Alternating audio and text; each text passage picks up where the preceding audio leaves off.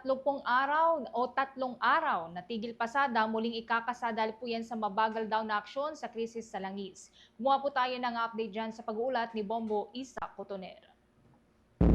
Bombo Dennis, Bombo Ever muling maglulunsad ng 3 araw na malawakang tigil pasada ang Transport Group na Manibela mula yan April 15 hanggang April 17 ayon yan mismo kay Manibela Chairman Mar Valbuena. Ayon kay Valbuena, layunin ng kilos protesta na ipanawagan ang agarang aksyon ng pamahalaan sa krisis sa langis, kabilang ang pagtanggal ng value-added tax at excise tax sa produktong petrolyo upang maibsan ang hirap ng mga mamamayan. Tinatayang nasa 500,000 na mga tsuper mula sa iba't ibang sektor ng transportasyon, kabilang ang jeepney, taxi, Transportation Network Vehicle Services at motorcycle taxi ang inaasahang lalahok sa nasabing protesta sa buong bansa, kabilang ang Metro Manila at ilang pangunahing lungsod. Isinasagawa ang tigil pasada sa gitna yan ng patuloy na pagtaas ng presyo ng langis na inuugnay sa tensyon sa Middle East. Kaugnay niyan, pakinggan natin ang tinig ni Manibela Chairman Mar Valbuena.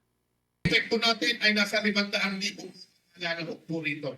Una, yung pag-suspend sa value-added tax at excise tax na tanging tayo lamang, ang gobyerno lamang ng Pilipinas, ang baliw na baliw sa tax.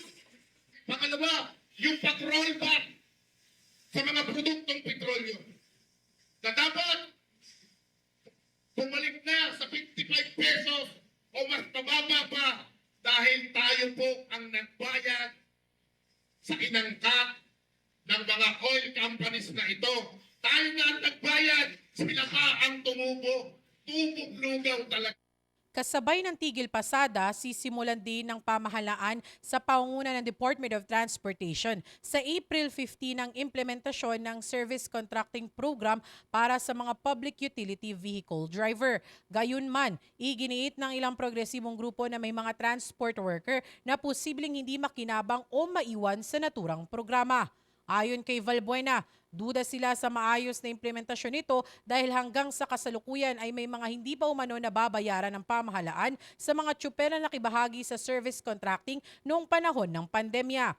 Dagdag pa niya, maaaring mahirapan ng mga tsuper na makasunod sa mga restriction ng programa o requirement ng programa tulad ng pag-secure ng GPS tracking devices na dagdag pasanin pa sa kanilang gastusin. Muli, ang tinig ni Manibela Chairman Mar Valbuena. Yung GPS, mauuna pang kumita yung GPS provider. Habang kami nag-aabono sa diesel, driver ang naghihingalo. Ang binigyan ng discount, yung mga pasahero. Napakagandang programa. Nakakamatay. Pahirap. Mula sa lungsod ng Maynila, ito si Bombo Isa Cotoner and this is Bombo Radio Philippines, the #1 and most trusted source of news and information. Basta Radio Bombo! For the most trusted source of news and information, visit our website at www.bomboradio.com. Follow us on Bombo Radio mobile app, Facebook, YouTube, TikTok, and X, formerly Twitter. Like, share, and stay connected. Anytime, anywhere.